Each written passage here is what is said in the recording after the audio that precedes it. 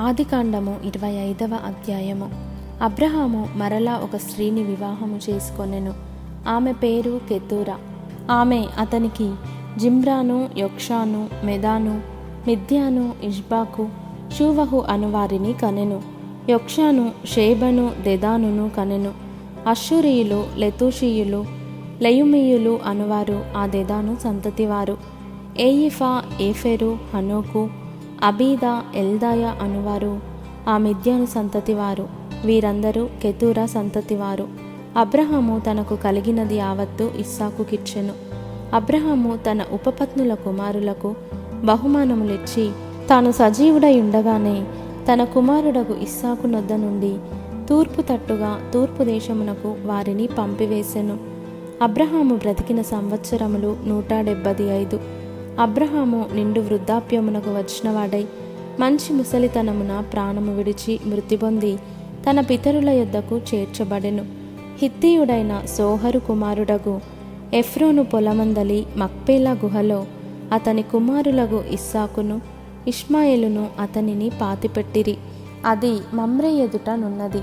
అబ్రహాము హేతు కుమారుల యొద్ద కొనిన పొలంలోనే అబ్రహామును అతని భార్య అయిన శారాయిను పాతిపెట్టబడిరి.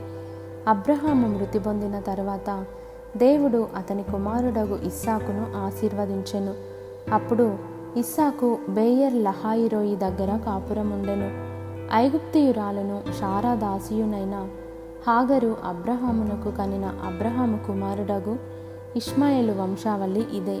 ఇష్మాయేలు జ్యేష్ఠ కుమారుడైన నేబాయోతు, కేదారు, అద్బయేలు, మిబ్షాము, మిష్మా, దూమాన, మషా, హదరు, తేమా, యతూరు, నాపీషు, కెదెమా. ఇవి వారి వారి వంశావళుల ప్రకారము వారి వారి పేరుల చొప్పున ఇష్మాయేలు కుమారుల యొక్క పేరులు వారి వారి గ్రామములలోను వారి వారి కోటలలోను ఇష్మాయేలు కుమారులు వీరే. వారి పేరులు ఇవే. వారి వారి జనముల ప్రకారము వారు 12 రాజులు. ఇష్మాయేలు బ్రతికిన సంవత్సరములు 137.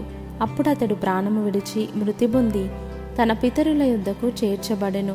వారు అష్షూరునకు వెళ్ళు మార్గమున హవీలా మొదలుకొని ఐగుప్తు ఎదుటనున్న షూరు వరకు నివసించువారు. అతడు తన సహోదరులందరి ఎదుట నివాసం ఏర్పరచుకొనెను. అబ్రహాము కుమారుడగు ఇస్సాకు వంశావళి ఇదే. అబ్రహాము ఇస్సాకును కనెను. ఇస్సాకు పద్దనరాములో నివసించు సిరియావాడైన బెతూయేలు కుమార్తెయును సిరియావాడైన లాబాను సహోదరియునైన రిబ్కాను పెళ్లి చేసుకున్నప్పుడు 40 సంవత్సరముల వాడు. ఇస్సాకు భార్య గొడ్రాలు గనుక అతడు ఆమె విషయమై యెహోవాను వేడుకొనెను. యెహోవా అతని ప్రార్థన వినెను గనుక అతని భార్య అయిన రిబ్కా గర్భవతి ఆయెను. ఆమె గర్భములో శిశువులు ఒకనితోనొకడు పెనుగులాడిరి గనుక ఆమె ఈలాగైతే నేను బ్రతుకుట ఎందుకని అనుకొని ఈ విషయమై యెహోవాను అడుగవెళ్ళెను. అప్పుడు యెహోవా ఆమెతో నిట్లనెను, 2 జనములు నీ గర్భములో కలవు, 2 జనపదములు నీ కడుపులో నుండి ప్రత్యేకముగా వచ్చును.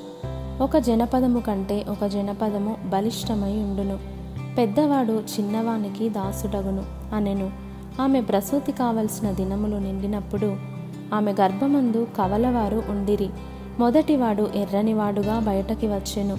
అతని ఒళ్ళంతయు రోమవస్త్రము వలె నుండెను గనుక అతనికి ఏషావు అను పేరు పెట్టిరి. తరువాత అతని సహోదరుడు బయటికి వచ్చినప్పుడు అతని చెయ్యి ఏషావు మడిమెను పట్టుకొని ఉండెను గనుక అతనికి యాకోబు అను పేరు పెట్టబడెను. ఆమె వారిని కనినప్పుడు ఇస్సాకు 60 ఏండ్ల వాడు. ఆ చిన్నవారు ఎదిగినప్పుడు ఏషావు వేటాడుటయందు నేర్పరి అయి అరణ్యవాసిగా నుండెను. యాకోబు సాధువై గుడారములలో నివసించుచుండెను. ఇస్సాకు ఏషావు తెచ్చిన వేట మాంసమును తినుచుండెను గనుక అతని ప్రేమించెను. రిబ్కా యాకోబును ప్రేమించెను.